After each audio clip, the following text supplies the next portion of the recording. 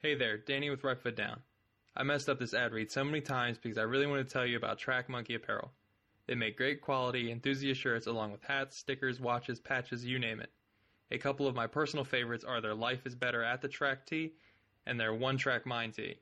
You should really check them out and see for yourself. Their products are great for you or the gearhead in your life. Visit trackmonkeyapparel.com.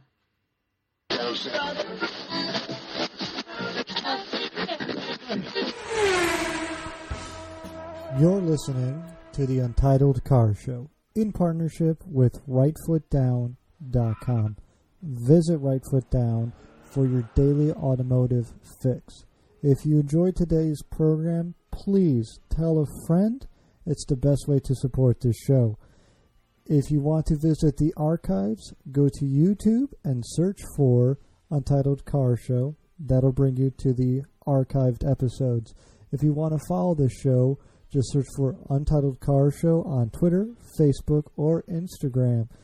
You can always send an email to the show at untitledcarshow@rightfootdown.com. We're so glad you decided to spend the next hour or so with us. Without further ado, let's get into today's program. Oh, hello and welcome to the Untitled Car Show. Okay, audio is recording. That's great. Today I have Patrick Hoffstetter. He is associate editor and podcaster over at Hooniverse.com, and he also is on the podcast DFL, which stands for one of my favorite things, which is Dead Fucking Last. You know what's sad, Patrick, is you know how long it took me to figure that out? Like some race car driver had to explain it to me, which is, I think, kind of sad. So thank you for joining me this evening. How are you doing tonight? Yes, thank you for having me. I'm doing quite well. Yeah, I think DFL, I don't want to take all of the credit for names, but I think DFL was my suggestion because it kind of fits the theme of the show a whole lot of, we're probably going to be the last to tell you the news. We're probably going to be the last to cover everything if from the previous weekend because our show goes up on Thursday on Hooniverse. And it's just sort of an irreverent show about motorsports at the end of the day. So, yeah, Dead Fucking Last sort of fits our entire vibe and our ethos for the show. Yeah, and it's doing quite well. And I think, yes, I think most race drivers I've told the name to chuckle to themselves, and then most other people just assume it's some racing acronym, and they don't anticipate the F-bomb in the middle of the acronym, but we keep it classy over at Hooniverse. Mm-hmm. It's a secret F-bomb is the best F-bomb. So since we're kind of just on the DFL, let's just kind of get right into that. So like you said, it's irreverent. It's you, it's Steph Schrader, it's who else is on the show? Like for everyone who hasn't ever heard. Yeah, our hosts are, and I really appreciate we've got, yes, it is a bunch of white dudes on the cast, but we also have Steph, who does it. It's always nice having another view on things, especially when we get into topics of sexism in the industry and everything. It's always nice to have Steph, so we're not just a bunch of dudes talking out of our asses. But no, we started the DFL show about a year ago. It's me, Bradley Brownell, Eric Rude. Eric is over at roadkill.com, and he does amazing work over there and at the Rusty Hub. Brad is, of course, he runs the Drives Porsche website. Which I am confusing with the name of a bunch of other Porsche websites at the moment. I think it's Flat Six Society. I'm going to check that out right now. And then we also have Joel Strickland, who is this amazing photographer and motorsports fan from Australia, giving us the down under perspective when we need it.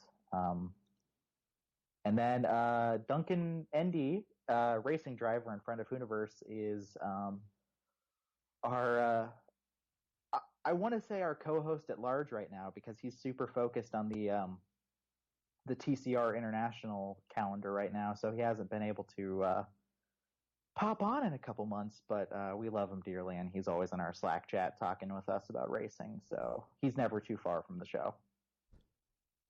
I mean, it's what's nice is it's a, I want to say rotating, but there's, like you said, there's the fixture. Those are the people who are going to be on.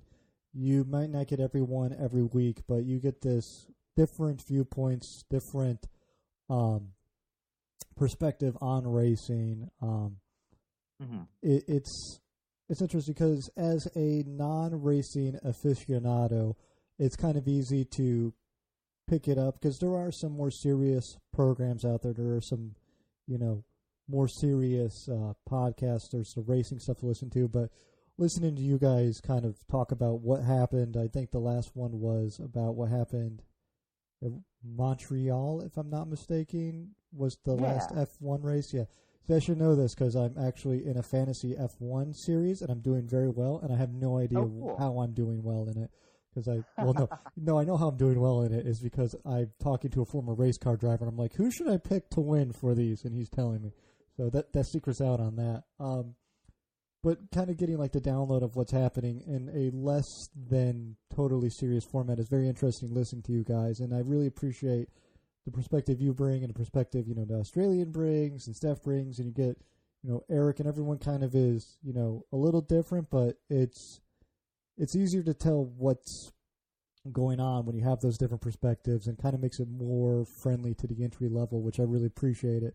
Because, like, Dusty, who does the Slipstream thing, I love listening to what he's got, but there is some technical stuff and stuff in there that sometimes slips over the head, and you guys kind of don't have quite that same issue with what you got going on. And again, not a disparage to Dusty, because I know sometimes he listens, but it's kind of different in a more, I don't know, less serious, more kind of like four friends sitting around at a bar talking motorsports than like at the track interviews sort of deal, I guess. Am I just totally talking on my ass there, or, I mean, is that a good summary? No, I think you've really actually hit the nail on the head of like the vibe we want to go for. It is a panel show. I want to say it is. It's always more car talk than it is fresh air. Yeah, because I'm an NPR nerd. That's basically where I come on and from it, and that's what kind of where my love of podcasting originated from, was my love of NPR. Which, yeah. Do you want to do the entire rest of his program in whisper talk? I might have sent a text to my girlfriend, and I love your show. I'm super, super, super, super, super far behind, because that's the thing no one tells you about when you start trying to put words out there into the ecosystem, is you have less time for words coming in. And when you write about cars, sometimes the last thing you want to hear is more cars. But we're getting back to that point at some point. Yeah, keep going. Yeah. I did text my girlfriend that, your show feels very, inside the actor's studio rather than the DFL show, which in its best is four friends plus talking racing, and at its worst is every now and then a drunken melee. We actually have a lost episode of the DFL show that hasn't gone up yet and might never, that we actually recorded at a bar when Brad was in town with me and Steph after the IMSA race in Austin with some friends. And we, a little imbibed a little too much, maybe? I did. Brad was driving, so he was fine. But the DFL show, I honestly say it is one of the highlights of my week, each and every week. Because no matter who is on with me, I know I can have a solid, fun conversation with just some friends about what's going on in racing. And we broach the serious. We can't shy away from it sometimes. But no, we like having fun. We like one of my favorite things is someone that tells me that I made them laugh that week, or they appreciate my humor on the show, or whatever. That's because to me, just causing that little bit of enjoyment in someone else's life for the week is just enough for me to keep going and make that next episode that next week, even if the racing wasn't interesting, or even if we have something tough to get through. I love that show dearly.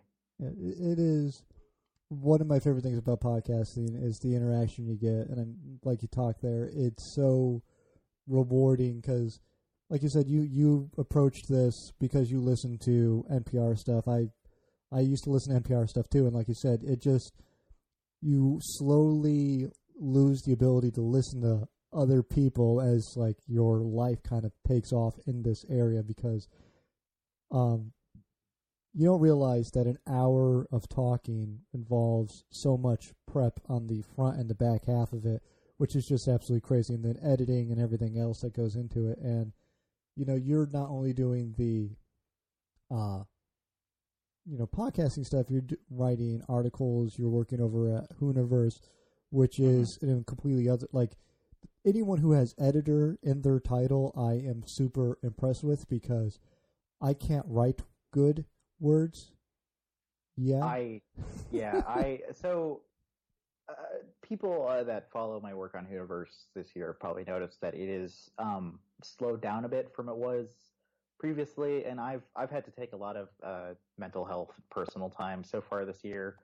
But yeah, the drive to put words out there to be viewed and critiqued is never something that it's something that hit me after it hit me in my senior year of high school that it was something I actually enjoyed doing.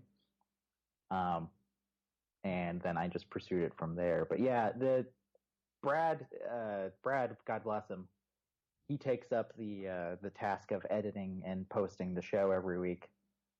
And I can't thank him enough for that. And Eric mostly tackles show notes. I add anything he misses or clarifies, or sometimes just throw in a joke into the show notes to see if Eric catches it before he says it out loud, which is always fun. Yeah. So my work on DFL that is not social stuff and is not you'll notice that I on the feed have pretty much done most of our one-on-one interviews at this point with racing drivers and the like. Mm-hmm. That's not by design or anything. Joel's done them too, and Brad's done one or two. But it's just interviewing people about racing is just something super interesting to me. So that's sort of my niche in the group, I feel. And I'm the youngest, so I don't have the deepest pool of knowledge always on certain subjects. When we start getting into the early 80s, late 70s is when I start fuzzing out. Yeah. But no, it's just such a fun show, and I'm shocked every week that anyone actually listens. Join the club. It's weird. Your show is far more popular than ours, so God bless you, buddy. I appreciate that. No, so I'm curious. I haven't gone back through the whole thing. Have you interviewed Patrick Sandell by any chance? We have not. I have not talked to another Patrick about racing yet, which is actually a hard task considering how many of us there are. So I'm going to warn you right now. Patrick Sandell has like dreamy eyes, and you will get lost in them. So just like bring a pair of sunglasses because like when he looks at you, it's like you're his whole world. So I have two people that have made me feel like that when I interviewed them.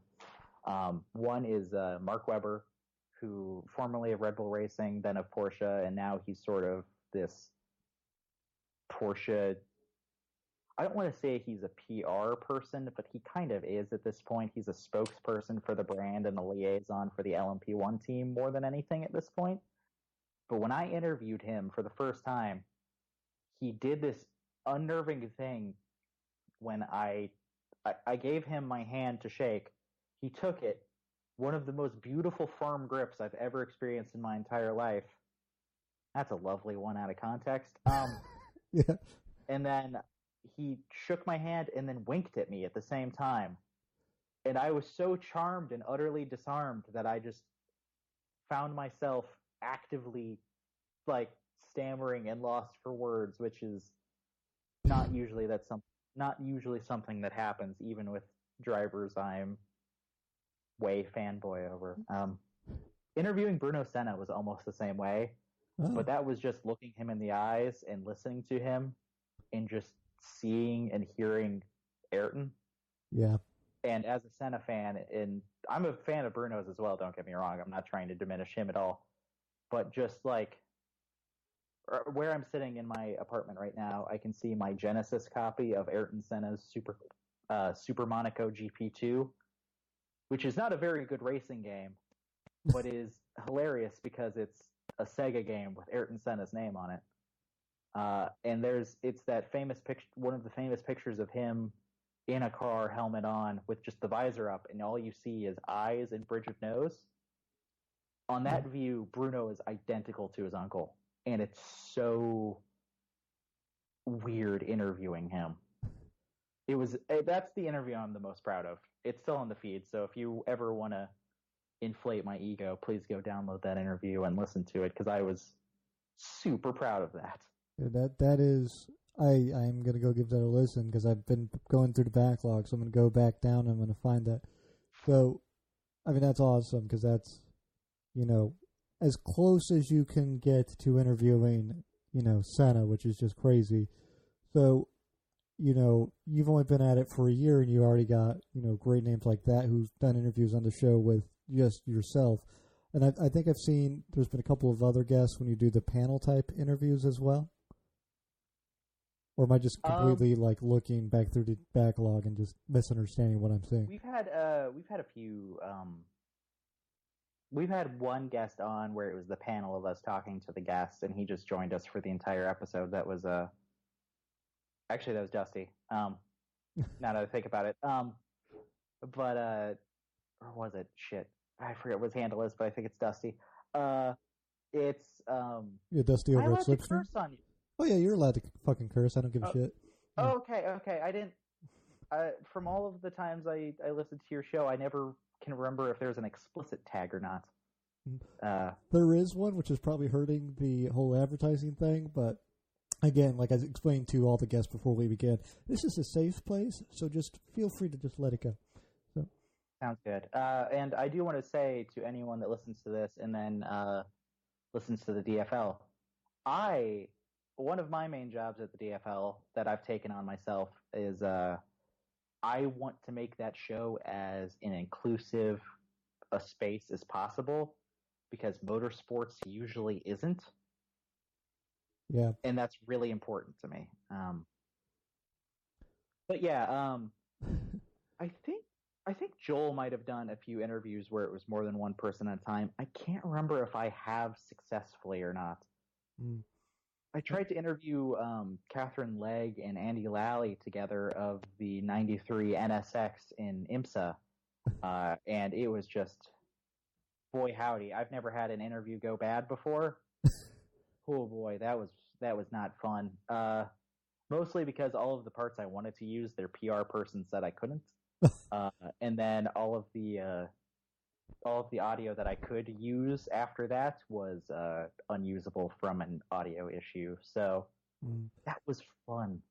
Yeah, but that was I managed to get Francine from Mitsubishi Motors, wonderful guest, absolutely enjoyed her. But the timing worked out where I had her on the day that it was announced that Nissan was buying Mitsubishi, and she emailed me and said, by the way, I can't talk anything about that. And I went, son of a bitch, because perfect timing. I had this interview scheduled for weeks out in advance, and then it's yeah, I can't talk about this. Crap. I mean, wonderful interview besides that, but it's sometimes you end up with stuff that you really want to ask and really want to talk about, and you just can't because them's the breaks. So I think the closest thing I have to that in my entire career so far, career in huge air quotes, by the way, I had heard from a source that is I've never heard from again, or haven't really talked to since, but this is going to sound super painful to any of your listeners familiar with motorsports. Back last year in F1, I had gotten it on good authority that the Max Verstappen Daniel Kvyat switch was going to happen at Red Bull a week before it was announced. No one else was publishing it at the time. No one else had even given it credence at the time, but I had heard that they were going to do it before Spain, and I thought it was so ridiculous that I didn't run it on Hooniverse. And I kick myself every fucking day that I did that. I mean, sometimes you just don't know. Like, how would you know? Like, because it sounds, ridiculous, like you said. So Yeah, but I think that's my one regret. If anyone wanted to know that, in your career, well, let's talk a bit about how you got started in doing this. So, when did you fall in love with cars or racing? I mean, which was it first, racing or vehicles? Okay, so I actually when you sent me the list of questions for this episode, I saw this and I thought of it. It was really a 3-stage thing. It became racing with a gap in the middle, to Top Gear, to caring about cars. Because I loved my dad has been watching F1 since '76. Wow. And then him and my mother watched it together after they got married, lived together, and then waited a couple years to have me. So I just grew up with it on Sunday mornings. And I learned to love it. The first race I ever went to was the 2001 USGP. I was tiny because I am a very young person. But I remember the two things very clearly. The noise, because it was the V10 era, where they were screaming to 20,000 RPM with a V10 engine. Yeah, that's nuts. It's just beautiful noise. That's all it can be described as to me. Yeah. And I remember Mika Hakkinen winning for the last time, and that has cemented me as a McLaren fan forever. It's been a good year for you then. Let's forget that. I'm going to say 2013 didn't exist. The first race of 2014 existed because we got a double podium. And nothing like the first race of 2014 is the only thing past 2012 that has felt real as a McLaren fan. But so I thought cars were dumb. Like, I thought real cars were dumb. Like, supercars, thought they were so stupid for the longest time. And then my high school girlfriend at the time, one of her teachers had shown her the Top Gear Botswana special as like what the fuck else am I going to show the kids about Botswana that will keep them engaged. So I watched that, and then I watched all of the specials. And then after I had watched the specials too many times, I decided, shit, I better dip into the rest of the real series, and I'll grin and bear it through the cars because these guys are funny enough. And then that's when the appreciation started to hit. And then I started reading Jalopnik every day as I was I guess the timeline it becomes a little fuzzy to me. I read Jalopnik in middle school when they had gotten the secret renders of the C7 like a year and a half before it was unveiled. You're proving how young you really are there. Yeah, keep going. So. Oh, yeah, I'm 21. I'm not only am I 21, I'm almost freshly 21. I am 3 months into being 21. Yeah, I turned 31 in a couple weeks, and I hate you for that, but keep going. Yeah, yeah. I've just had older friends all my life, so none of this is like weird to me that I'm like talking to you on your show, or that Brad and them are older than me on the DFL. Yeah. I just slot in. I'm used to being the baby of the group, but it's just not weird for me, you know? Yeah, I've had a similar thing in my life, and it becomes weird as you get older when you're like, wait a minute, like I'm the age like these people were when I was calling them old pieces of shit. Like that's gonna be a weird turnaround for you. It takes a bit getting used to it, believe me. But no, and then after I started watching Top Gear and started appreciating the Stig laps, and started just appreciating the artistry that went into these super high-end cars. And then I got my driver's license, and then, of course, everything just snowballed from there. So when you got your driver's license, what did you learn to drive on?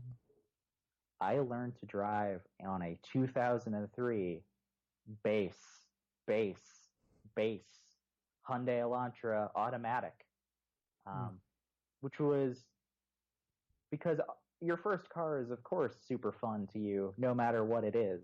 Yeah. The statute of limitation. My parents are never going to listen to this. They don't care. The car getting totaled was not my fault. I was rear-ended.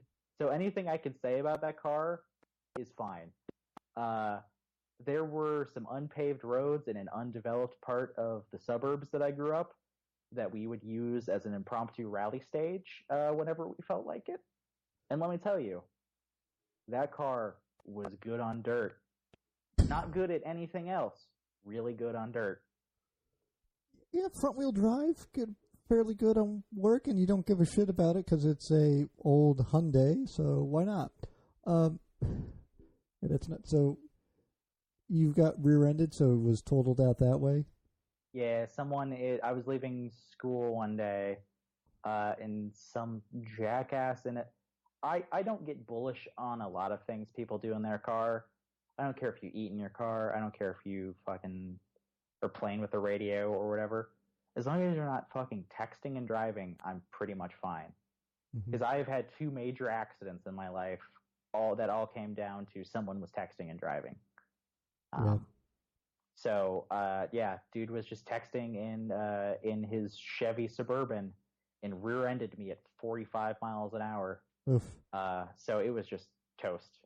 Yeah. Like, the car wasn't worth much to begin with, and then frame damage, and you're just done immediately. Yeah. Hopefully you were well. I mean, you had a bunch of, hatchback between you and the person behind you, so... It was the sedan, actually. Oh, so you had a trunk, so... Yeah, so I actually... I had a sore neck and really banged my head off the steering wheel, but that was about it. So then... You're a car enthusiast. You just had a Hyundai totaled, so I assumed you try to, trick the insurance adjusters into giving you just enough money to go out and get something fun. So with the insurance money from that, my mom's friend I wanted a manual car very badly to learn how to drive stick, because of course you did at that time if your first car wasn't stick. Yeah. My mom's friend was selling her 2001 Audi B5 A4 1.8T with a 5-speed. And I drove that for a couple months until the electrics started to go all at once. And it would burn oil through the turbo. It was a beautiful, beautiful technical mess.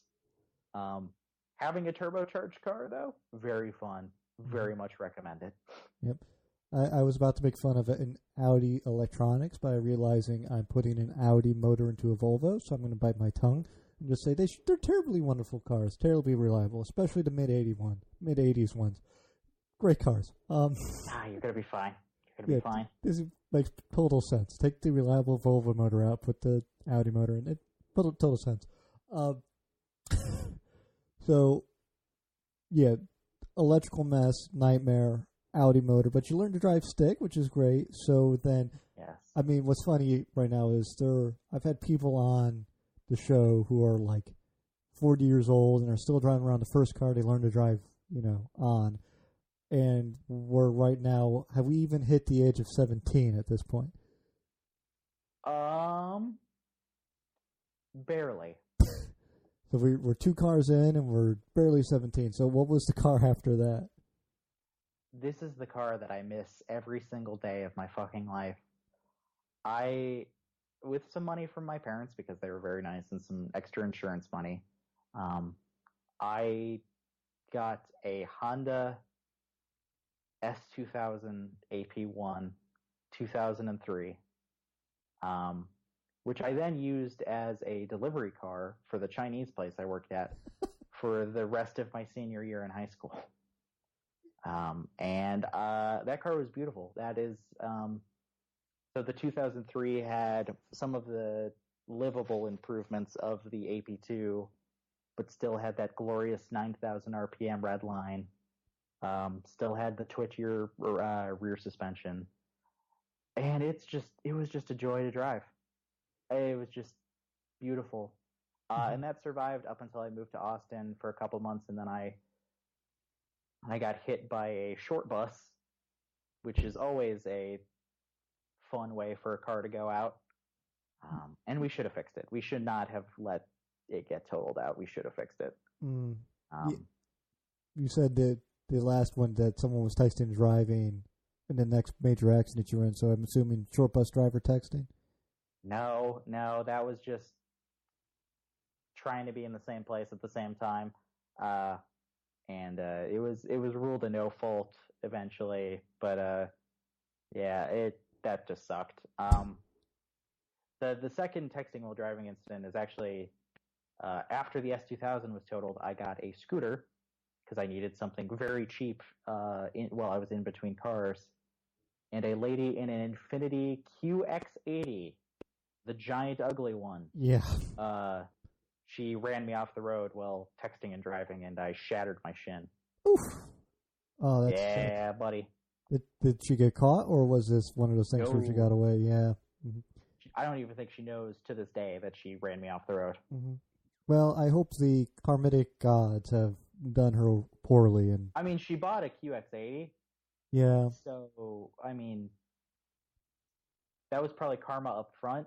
Yeah, but what's sad is the people like it, which is what boggles my mind. Like, you know, it's like the people who bought the Nissan Murano Cross Cabriolet. Like, they bought that because they liked that. Like, which I guess in of itself is a punishment of having to go through life as being that person. So you have a good point. So you got rode off on a scooter, which is hilarious in a sad way, and broke your shin. So then, was the shin on the driving foot, on the accelerator pedal, or the clutch pedal? It was my right leg, so it was brake gas. Yeah. So then probably couldn't drive for a few months? No, and then I was still without a car at that point. While I was still laid up, and until I got back on two legs, though, I was, under Steph's advice, I was courting a Porsche 944, which I eventually purchased. Nice. And that ended up being, I can't put up with a vintage car with no AC in Austin, Texas. Just can't do it. No. Car was fine otherwise, but nah, not son. Yeah. So, did you get rid of that then? Yeah, I don't blame you if you did. Yeah. Got rid of that after a couple months, and then it has just been a year since I purchased my 2000 NB Miata. Nice. Back to an open top. Mm-hmm. So we've a lot of good cars in there. I'm very impressed for such a young gentleman to be such an extensive car history, and a lot of good cars mixed in there. So, I mean, driving around Austin, Texas in a Miata, given all the bro trucks that are driving around, do you feel like, because I drive my Fiesta around DC, and it's one of those things where everyone likes to drive big, giant SUVs for no good reason, but they feel like it makes them important. And the Fiesta, while a lot of people can't see it, gives me this wonderful ability to just cut through traffic. I mean, how is it living day to day with a Miata in Austin, Texas, of all places? You know, it's lovely most of the time. In Austin, we don't get too much bro truck, thankfully. We get a lot of big SUV, but in all honesty, it's a lot of really good sedans, hatchbacks, wagons, that sort of stuff. Like, people in Austin usually have pretty good taste in cars and vehicles. I must have come on a bad day then, because I just had bro truck heaven when I was down there. Well, okay, so I moved from Houston originally. Oh, okay. So, like, the level of bro truck has gone down significantly to the point where I don't notice them anymore.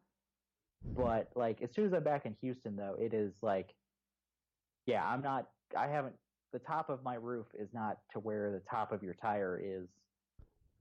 You will murder me if we get into an accident. Like, let's not beat around the bush. I will die if I hit one of these trucks. Yeah, or if they're texting while driving and just run you over, they won't even notice you. Yeah. Oh no, it'll be Probably more dangerous than scooter in Austin is kind of like the biggest cliche about Austin you could have, I guess. Like, it's a college kid on his scooter driving around Austin.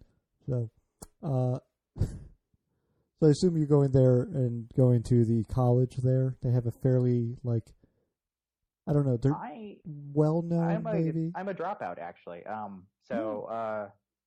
I originally moved to Austin for to go to ACC right away because I had no idea what I was wanting to do, so I didn't want to go to a 4-year school right away to save money. And then after I had a semester interrupted when I got my leg broken because I actually physically couldn't commute to class anymore. Yeah. So I had to medically withdraw, and I've never really gone back full time. I've completed plenty of classes, but I've never really gone back full time. I've put my head down into writing and freelancing, and it's mostly worked. Freelancing is kind of the worst thing I've ever done in terms of reward for amount of effort, but I love what I do at the end of the day, so I really can't complain too much. Mm-hmm. Well, join the College Dropout Club because it's a good club. We had meetings, but no one was showing up because we couldn't be bothered to show. Yeah, probably the reason why we all dropped out. No, but there is a great point to doing what you love, and you're at that age where, just doing it, and you're going to have to, make your way in life a little bit just because of the setup the way it is now. But, I mean, in this business, I don't know if college helps out really that much because everyone is freelancing. Everyone's at such an even level that basically just work until it pays off. And that's what you've been doing. And it, I wouldn't call you a household name, but people know you in this industry, that's for sure, and especially in the racing side of the journalism stuff. So, obviously what you're doing is working to some level. So, kudos for you for that. And I don't know. So what is, I kind of lost my train of thought in there somewhere, and I don't know where to pick it back up from. So I am just going to go with, what's your favorite type of racing? I would have to say historically, and even to this day, it's probably still F1. F1 has been where I go back to racing-wise, and yes, I've opened my doors to sports car racing, and I've really recently really gotten into IndyCar, and so yeah, like the only things I really stay away from because I don't understand them are rally and NASCAR at this point.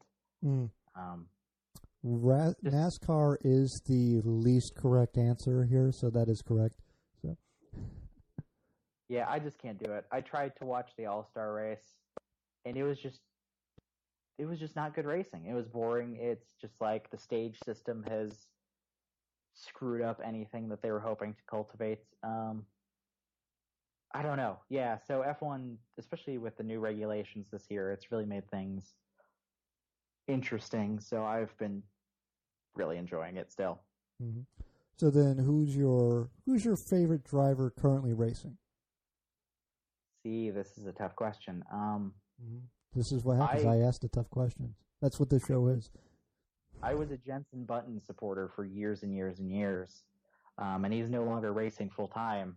He appeared in Monaco this year to replace Fernando Alonso, who was busy running the 500. Well, and they both had a good weekend. Neither one had any issues. Oh no. I'd have to say right now it's between Daniel Ricciardo and Fernando Alonso. Alonso simply because he's like the bad luck bear of like racing. He's someone I didn't appreciate fully until he was in a car that. Oh, I have someone knocking on my door real quick. I will mute my mic real quick. That's fine. Answer this. Sorry about this. That's fine. I'll just sit here and vamp with the listeners while we're doing that. So make sure, since we're in a little bit of a break here, you go visit trackmonkeyapparel.com. Check out those T-shirts. We will be having a shirt coming out with them, hopefully early July-ish. So if you like to support the show and are interested in doing so, go check out trackmonkeyapparel.com, bookmark them, make them aware that, or not make them aware, but bookmark them, keep checking back for updates. Obviously, I'll post stuff on Twitter, on Facebook, and on the Instagram when it becomes available. And I'll obviously be mentioning it in the podcast. But again, look for that early-ish July. And make sure to visit rightfootdown.com because they help the show. They help us put together what's happening here. Post a lot of stuff over there. I put some articles up over there, which is fun and exciting. And they edit them so I appear like I have a command of the English language that I absolutely positively do not have. So you don't give yourself enough credit. I'm glad you're back because I had no idea where I was going with that either. It's been I don't know if I said this on the show. It's been a draining week in the real world for Ike. So yeah. So where were we? Oh yeah. So you like Alonso because he's the bad luck Bears? Fernando is. I didn't really appreciate him fully until he was just in a car that was dog shit. Like, yes, when previously he was like in a dog shit car, but he was still in a dog shit car that was at least capable of winning a race here and there. Yeah. When he was at Ferrari at least, or at Renault. And like the man is going to go down as one of the squandered talents in all of motorsports. Oh yeah. And it has been said a few times by friends of mine that the man could get a tractor into the second round of qualifying. He's just so fast and so talented naturally that, I just want to see him do well. And he's a good personality for the sport. And it's, I really like him. And then Ricardo's just rad. He's great. Who is he racing for at the moment? Daniel Ricciardo is racing for Red Bull Racing. Okay. I'm sitting there going like, I can picture him vaguely, but I'm like, now I got a better idea of who he is. So what is the deal with Red Bull? Because obviously McLaren sucks. I mean, they keep blowing motors because of the Honda connection for some reason. Then Mercedes is next to untouchable except for Ferrari.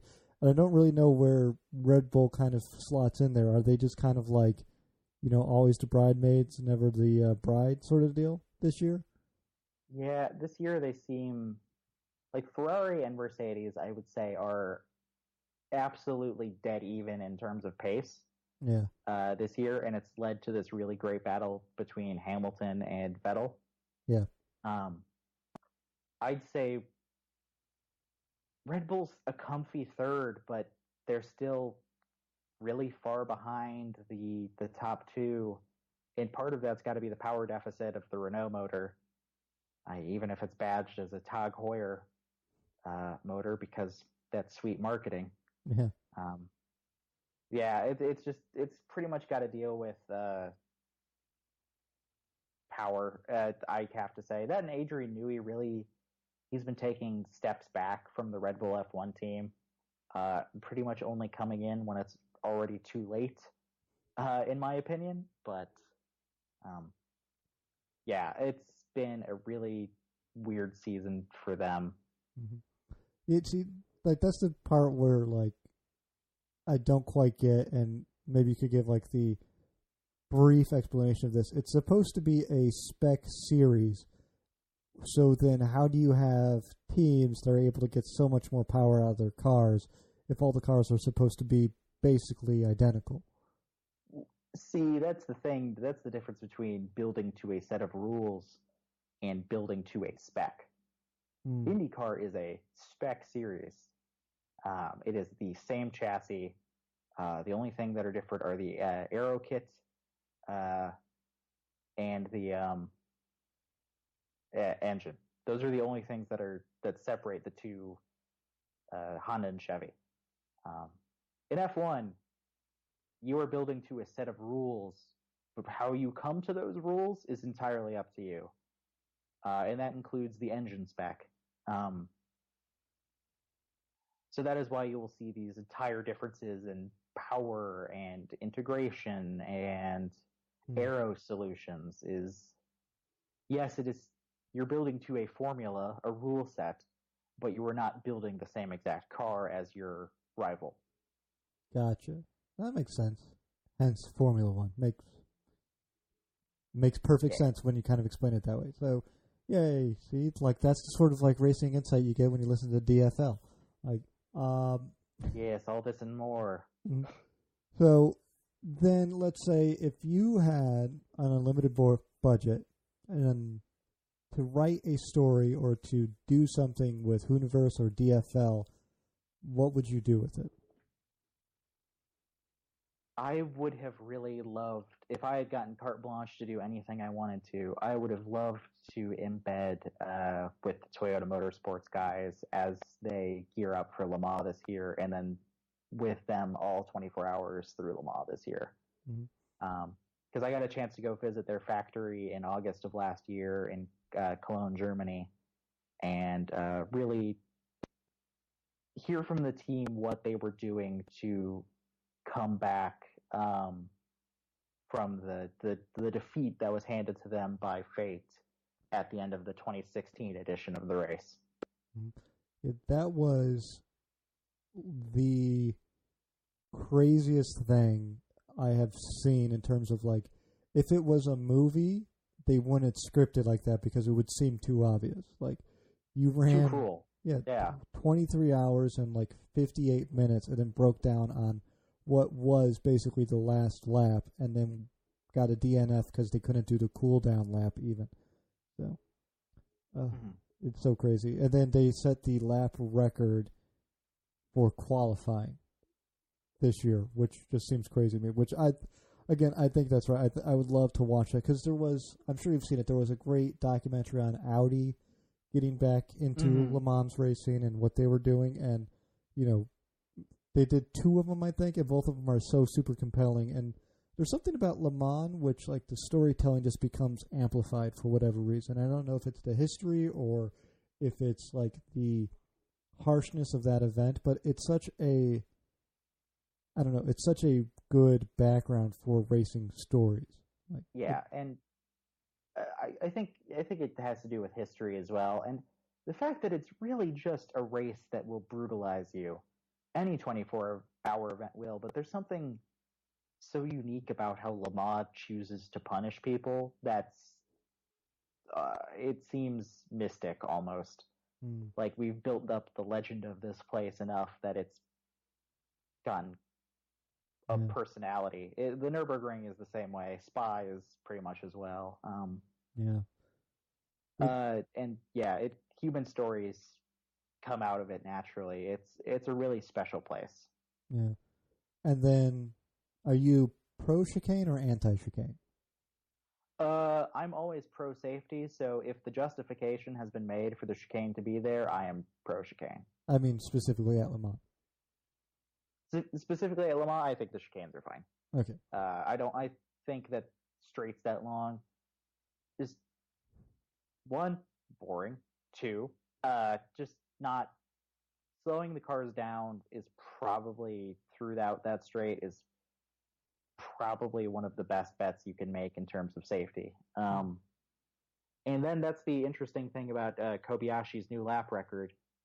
That is also the fastest lap ever pre-chicane. Yeah, that's nuts. I didn't even put that in my mind, but yeah, that's nuts that's faster than those old cars, because the chicane went in the 70s, if I'm not mistaken. 80, that late, wow. So, yeah, that's crazy. So there are some pretty fast cars racing around there at that late stage. So, wow, that's nuts. I mean, that's balls to the wall, basically. So, woo. And you've got to keep in mind that these LMP1 cars were supposed to be slower than last year's. Yeah. And then Kobayashi just comes and just destroys their lap record like that. Yeah, that's Crazy. That's nutty. So, do you think they get the win this year? So they've got 3 cars compared to Porsche's 2. I think that they are going to play several different games at once, which with the 3 cars they have, I think they are the favorites going in to win. I do not think it is guaranteed, unless they've been hiding something in the other 2 cars and they're all going to streak off 1, 2, 3 at the beginning and leave the Porsches for dead. I don't think that's going to happen. After what happened to them last year, I kind of want that to happen. Yeah. I am. Toyota has been very nice to me. I like my relationship with Toyota. At the same time, I think that it is anyone's game in LMP1H. I think all 5 of those cars have a chance to win. Who do you think is going to pull out between Ford and Ferrari this year? I honestly think we've probably got a slight Ford advantage because they were kind of sandbagging again. No, Yeah. No, that's not their way. And then they get upset when people call them out on it. Like, we're not sandbagging. It's like you were second off last year's time. That's not how this works. Yeah, you don't make the car slower year over year.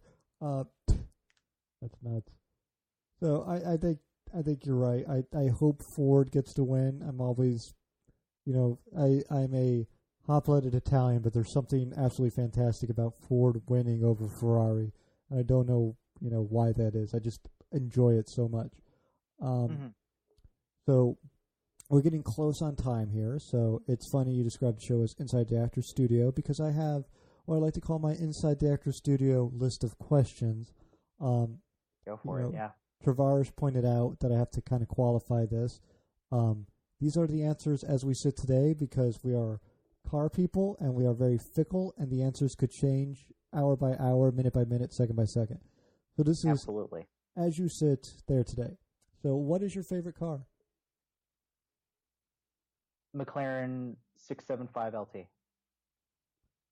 I'm assuming that's a race car? 675? No, that it was their super hardcore version of the 650S street car. Oh, okay, yes. Now I feel a little dumb for not knowing that. All right, so then what's your least favorite car? The Mitsubishi iMiev? Oh, that little thing, yeah. iMiev, yeah. Huh? I have a really hideous picture that I took at the Houston Auto Show, not this year, but last, of a pink Mitsubishi. I think it might be a Mirage. It is a Mirage, and the front bumper is just completely not the same color as the body. There's not a day that I will draw breath that I will not be reminded of that car and then just feel hate. You know what's sad is I really like the Mitsubishi Mirage in that color. I think it's like the perfect car for someone who's not into cars to just punish people who are into cars. I mean, I feel punished every time I have to look at one. Granted, I've never actually seen one on the road because it's a Mitsubishi. Take that, Mitsubishi. It's true, though. So the iMeave or the Mirage? I mean, they're both... I'm going to say the Mirage. All right. Well, specifically. I'm going to say I like the Mirage, but everyone's entitled to be wrong. And, yeah, it's... I don't know. I'm not going to sit here and defend that car, though, because there's not much to defend. So what modification trend do you find yourself attracted to, emotionally, spiritually, or you're just I kind of like that, and I don't care that I like that? Do you know what I'm super into right now because the paint's on my Miata's toast? Huh. I don't watch anime at all. I haven't watched anime in years. Uh-huh. I really want a super dumb anime wrap on the Miata. I really want one. I've seen a couple other anime wrapped cars lately, and I want one of my own so badly. There is something to that. I forget what exact style that's called over there when they do like the wrap and make those cars all sorts of crazy.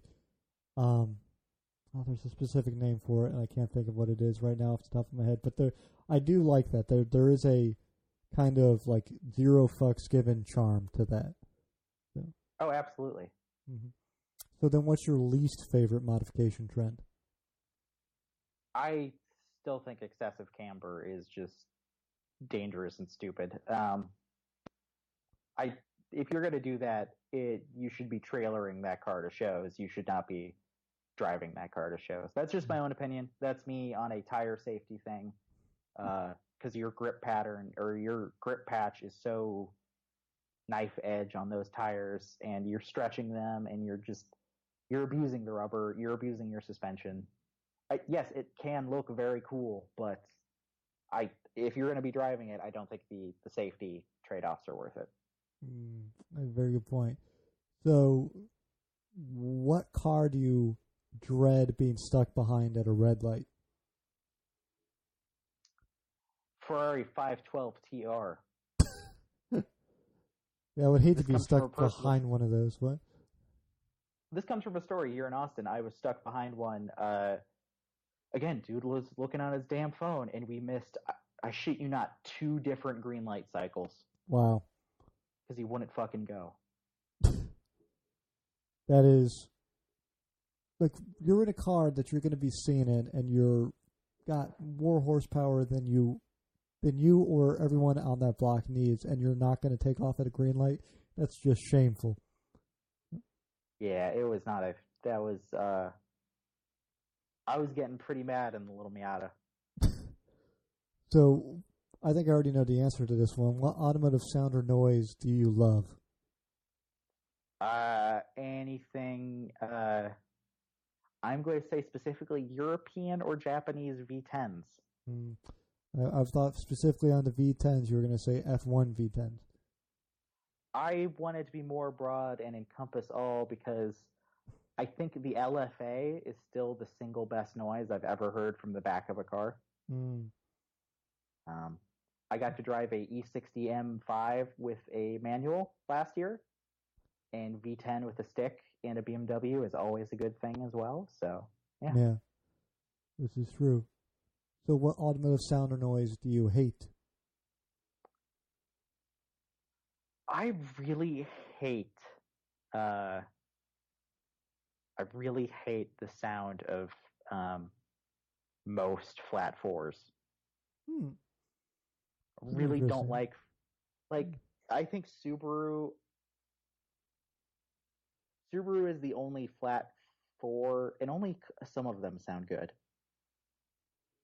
Like there's like 1 or 2 Subaru flat fours that sound good. The new Porsche flat 4 turbo sounds horrible. Yeah, I just don't like them. It's just a weird noise. Yeah, I get where you're coming from. I agree. There's been very few where I've been like, man, that sounds good. Most of it's like, it sounds like it's dying. So in the automotive world, we're talking from like the guy at Jiffy Lube changing oil all the way up to, the guy in charge of Fiat Chrysler. What profession would you most want to try? I would love, and this is an answer that is a goal of mine further down the line. I love working with people at events. Mm-hmm. So I would love to be a PR representative of some kind. Oh, love it to death. If I was doing press releases and events for a race team, if I was at auto shows talking to press, if I was talking to customers at auto shows, I would be very happy with that. Yeah. Talking with people is my favorite part of this job and any job I've ever had. And I would love to continue doing that. Just wait for age to take that away from you. You'll slowly learn to hate everyone and everything. That just might be me, though. So, what job do you think you'd be the worst at or you'd least want to do? I'm a really terrible wrench. So I'd have to say, being someone that changes oil on like the Jiffy Lube guy, I would be the worst Jiffy Lube guy. I would fuck everything up royal all the time. And not with any malice. I just have no faith in myself that I would be able to really knock it out of the park, changing oil for $8 an hour.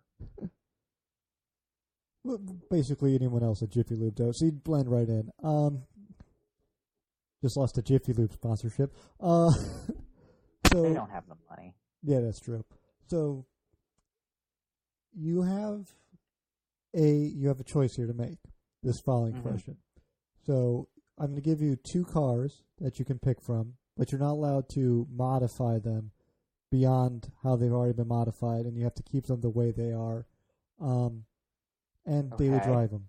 So one is you get a Mitsubishi Mirage, but it's done up in that anime wrap and that crazy Japanese style with like the big exhaust pipes and everything like that. Or you get a McLaren 675, but it's got super excessive camber. Like the wheels are like riding on like a razor's edge.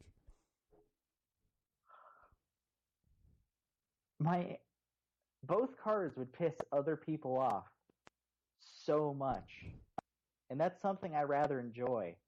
So I'm actually... This is a way harder decision than I originally thought it was going to be once you gave me the Mirage. I'd take the McLaren. Really? Yeah. Because that is the GT3 RS of McLarens. And then to just roll up and valet it and just be like, yeah, fucking thing isn't going anywhere near a track. I love it. Got a carbon tub and full active aero. I'm not using it. Look at those tires. Yeah. It can't turn, can't do anything. It's basically worthless as a vehicle, but paid way too much money for it. You know, I get that. I was hoping for the Mirage just a little bit, just to pull you in a little bit, but I'm glad I made that difficult for you. So then, what's your automotive pet peeve? This might be super regional specific. In fact, it's very city specific. Austin has a really bad time with people not turning on their headlights at night because we're a very well lit city and they think they don't need to. It pisses, like, I am not a very angry man. Yeah. It pisses me off to no end.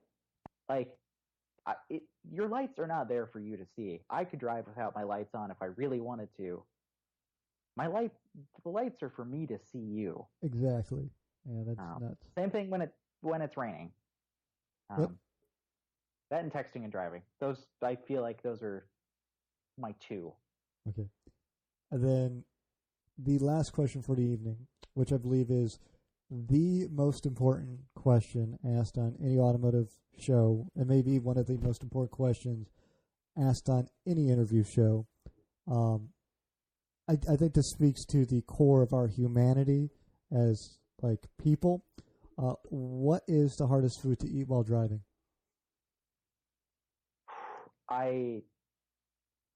Of all time, or of like commonly eaten while driven? I leave it open to interpretation, but basically hardest one to eat all time. Yes. Okay, because one of my favorite meals of all time is dipping ramen, which, if you're not familiar, it is ramen with the broth, condensed broth separated from the noodles and everything, and you dip everything together and enjoy it one mouthful at a time, so the noodles aren't soaking up the broth isn't getting diluted by everything. That sounds... I don't care if I'm in like an autopilot Tesla. That sounds fucking impossible to eat in a motor vehicle. Dead stop. The dipping stuff is good in terms of like difficulty, and then ramen, uncooked ramen does add a mess factor into it. So we got 2 very messy things interacting with each other. This is a good one. I'm not familiar with this, so I really can't comment too heavily on it. It's delicious. This sounds very Austonian, to be perfectly honest. We do have, not to brag on Ramen Tatsuya so much, hoping if I shout them out enough, they'll fucking hook me up with food. You got to do it on the Twitter, man. That's how I get free pizza and shit. So. Free pizza. But yeah, Tatsuya is just this beautiful restaurant. It's one of the best ramen places in the U.S. And we have it here in Austin, Texas, and I love it to death. So, That sounds super difficult, and super messy. But I have to judge it for my own. So I'm gonna have to find a place that does dip in ramen, which is gonna be interesting, given that DC is the barren wasteland of culinary stuff. So it's which basically is so shocking to me all the time. Yeah, it's basically the opposite of Austin. DC. Yeah, that actually might be the good motto for the DC metropolitan area. It's the exact opposite of Austin, Texas. Stuff comes here to die at coolness. Like, stuff goes to Austin to become cool. Stuff no longer is cool once it touches this major metropolitan area. So, we're just over on time. So, I think we're going to call that the evening. We answered the question. What's the hardest thing you've eaten while driving, though? Hardest thing I've ever eaten while driving was embarrassing enough, it was actually something super common. It was one of those things where I just had to fucking stop to eat, so I stopped at a McDonald's in between Houston and Austin. And let me tell you, a Big Mac that has a lot of lettuce and sauce on it, that thing is the single most unstable element in the entire human race. Like, that thing does not want to exist as a sandwich. That thing wants to exist in 7 different pieces all on your lap. Mm-hmm. You don't realize how slippery beef is until you try and get a Big Mac, because it's, you have the 2 buns to grab, but then the beef in between there basically acts as like a almost like needle bearings or like a roller bearing. It's very fascinating. Yeah. And then that, you'd think that extra bun in the middle would add stability. No. It does not. It just holds the 2 patties together as they slip out from each other. Next time anyone's eating the Big Mac here, which I do not recommend, there goes the McDonald's sponsorship, just watch. Even eating it just sitting down, it slowly slips out on you. Good point. Not up there in the pantheon of hardest foods to eat while driving, but is a good hard food to eat while driving example. I figured it was a very common example of a food that is surprisingly difficult to eat while driving. Yes, I'm impressed with both answers, sir. Bravo. I'm going to have to check out this dip in ramen, because I am fascinated by this now. So I'm going to have to add that to my matzo ball soup, like good matzo ball soup up there. So. Oh shit, matzo would be so hard to do while driving as well. Mm-hmm. I need a list. I need to put together my list, because I got some great answers, and I have a goldfish memory, and I forget most of them. So, Patrick Hoffstetter, it's been an absolute delight to have you on this evening. It's been a great pleasure to talk to you. Where can people go to find you, what you write, and what you talk about? Yeah, you can find me at Hooniverse.com. Just search for my name, and you'll pull up every single thing I've ever written for that website, which is, man, it is a lot over the last couple years. Other than that, the DFL show goes up every Thursday on iTunes, Hooniverse, and Shout Engine. You could find me at Twitter at PartyPat116, even though that will definitely probably be changing soon, especially as I branch out into more freelancing and potential job offers. And yeah, that's pretty much where I'm at. Yeah, the DFL show is on Twitter, Facebook, everything at the DFL show. I love that show with my life. It is probably my favorite thing I've ever worked on. And then, yeah, follow me on Twitter for just whatever. Just whatever I'm feeling. It's a good Twitter to follow. So thank you so much, Pat, for joining me this evening. You're a liar, but thank you. No. Listen, as someone who ingests a ton of Twitter, it's nice to not have it all just be like car stuff. Sometimes the personal stuff is interjected in there, makes it feel more real, makes me feel like I'm alive as a person. Feelings are important, as it turns out. Mm-hmm. Yeah, tell me about it. Like, yeah. It's a long week. Anyway, Patrick, absolute delight to have you on.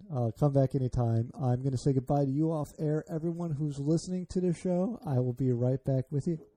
And, all right, everyone, thank you so much for listening this evening or morning, whenever you're listening to this. Go check out, Patrick's stuff. Make sure that if you like what you heard today, you tell a friend, loved one, or coworker. That's the best way for us to grow here as a little family of podcasters. Make sure you follow me on Twitter. It's the best place to follow me. You can leave us a review on iTunes. That helps out a lot on that platform. You can follow our West Coast correspondent on Twitter at Ryanator122. You can follow us on Facebook and Instagram when I remember to update those two. So if those are your two platforms of choice, make sure to message me on there and harass me, because the best way to get me to update a thing is to remind me, because I have my goldfish memory. So thanks everyone so much for listening. I really do appreciate it. Have a good night. Have a good evening. And I say this every week, but I really mean it. Please be safe out there.